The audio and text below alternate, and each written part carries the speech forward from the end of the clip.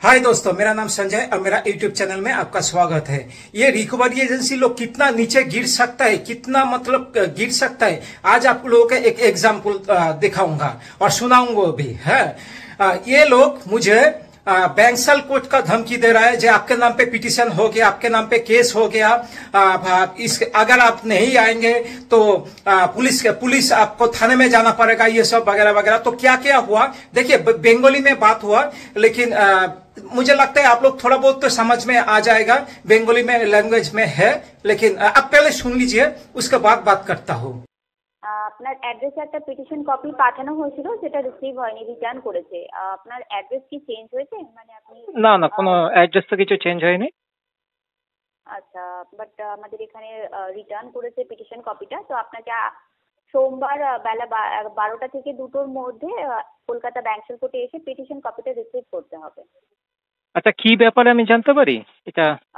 ডিটেলসটা তো আমাদের কাছে থাকে না, অ্যাডভোকেট ম্যাডামের কাছে থাকে। আপনি যদি চান তাহলে অ্যাডভোকেট ম্যাডামের সাথে না, আমার কাছে এসেছে আর আমি রিসিভ করিনি, এরকম তো হতে পারে না।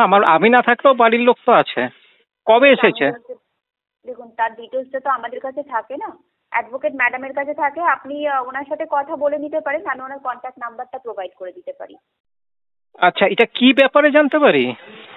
না, এরকম কোনো ডিটেলস আমাদের কাছে নেই স্যার। আপনি অ্যাডভোকেট ম্যাডামের সাথে মানে আপনি যে ফোন করেছেন, হ্যাঁ সে নয় আমি বুঝলাম, কিন্তু আপনি যে ফোন করেছেন মানে কি ব্যাপারে, মানে পিটিশনটা কি ব্যাপারে? কোনো কি ব্যাংকের লেনদেন না অপরাধ জনিত কিছু বা কি? দেখুন, ডিটেলসটা তো আমাদের কাছে থাকে না, আমি তো বারবার এটাই আপনাকে বলছি। পিটিশন কপি ডিটেলসটা কি আছে সেটা অ্যাডভোকেট ম্যাডামই বলতে পারবেন, ঠিক আছে? আর আপনি বলছেন পিটিশন, আচ্ছা পিটিশনটা কি বাই পোস্টে এসেছিল? কুরিয়ার সার্ভিসের থ্রু গেছিল। আচ্ছা, কবে এসেছিল এটা, মানে কতদিন আগে? তার ডিটেলস আমার কাছে নেই স্যার, অ্যাডভোকেট ম্যাডামের কাছে আছে। আমি বলুন তা ওনার কন্ট্যাক্ট নাম্বারটা আমি প্রোভাইড করে দিতে পারি। আপনি হ্যাঁ, আমি ওনার সাথে কন্ট্যাক্ট করে আমি কি বলবো সেটা তো বলবেন। আপনার নামটা বলবেন আর পিটিশন কপির ডিটেলসটা বলবেন, মানে ওনার কাছ থেকে নেবেন। মানে আমি বুঝতে পারছি না, আমার নামে একটা পিটিশন এসছে, আপনারা বলছেন আমার কাছে বাই পোস্টে এসছে, অথচ বাই পোস্টে আমার কাছে সেরকম কিছুই আসেনি। আপনি বলছেন যে রিটার্ন গেছে, কিভাবে রিটার্ন যায়, কবে রিটার্ন গেছে, কবে পাঠানো হয়েছে, আপনি কোনো ইনফরমেশন কলকাতা ব্যাংশাল কোর্টে এসে পিটিশন কপি না না, ব্যাংশালে কোর্টে আমি যাব কিসের জন্য? আমি তো আপনাকে কোনো ইনফরমেশনই দিচ্ছেন না। আপনি বাই ফোনে আপনি একটা কিছু বলছেন। আপনাকে বলছি স্যার যে আপনি অ্যাডভোকেট ম্যাডামের সাথে কথা বলুন। কি ব্যাপারে সেটাই তো আপনি জানাচ্ছেন না, কি ব্যাপারে পিটিশন, কি ব্যাপারে, কি কিছুই তো কিছু আপনি আপনি বলছেন আমাকে ফোন করে জানতে। আমাকে কেন ফোন করে জানতে হবে? আপনার যদি জানার ইচ্ছা না না না, তাহলে আপনার নিয়ারেস্ট যে পুলিশ স্টেশন আছে সেখান থেকে যখন এনকোয়ারি হবে দেন ওখান থেকে পুলিশ স্টেশনে কিসের জন্য ম্যাম? আমি কি কাউকে খুন করেছি যে আমাকে পুলিশ স্টেশন যেতে হবে? আর পুলিশে যদি কোনো কমপ্লেনও থাকে সে তো পুলিশ আমার সাথে যোগাযোগ করবে। কমপ্লেন আছে আমি তো বলিনি। তাহলে আপনি বলছেন পুলিশ স্টেশনে যোগাযোগ করতে? বললাম স্টেশন থেকে এনকোয়ারি হলে ওখান থেকে পিটিশন কপিটা আপনি হাতে পাবেন, তখন পাবেন, ঠিক আছে? আপনি ব্যাংশাল কোর্টে আসবেন না, আপনি অ্যাডভোকেট ম্যাডামের সাথে কথা বলবেন না।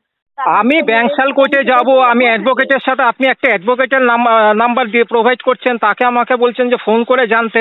এইগুলো কি ধরনের কাজ? আপনি যদি কোনো অফিসিয়ালি শুনুন ম্যাম, আপনি যদি কোনো অফিসিয়ালি লিগ্যাল কাজ করে থাকেন তাহলে আপনি বাই পোস্ট আমাকে জানাবেন।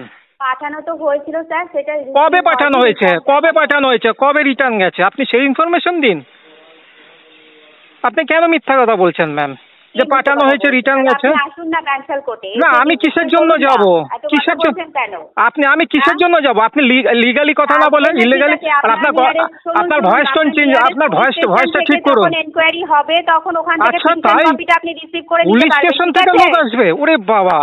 तो देखा दोस्तों, ये मैडम ने मुझे फोन किया, फोन करके बोल रहा है कि आपके नाम पे बैंसल कोर्ट में एक पिटीशन जमा हुआ है, आपके बाई पोस्ट आपके एड्रेस पाया था लेकिन आपने रिसीव नहीं किया। ये सरासर झूठ बोल रहा है। अच्छा, उसके बाद इसने क्या किया, उसने बोल रहा है आपका, मैंने बोला किस लिए पिटीशन है, किस बारे में पिटीशन है, तो ये बोले हमको तो जानकारी नहीं है, हमारा जो एडवोकेट वकील है उनको फोन कीजिए। मुझे बोल रहे फोन करके जानकारी लेने के लिए, समझे इन लोगों को बात।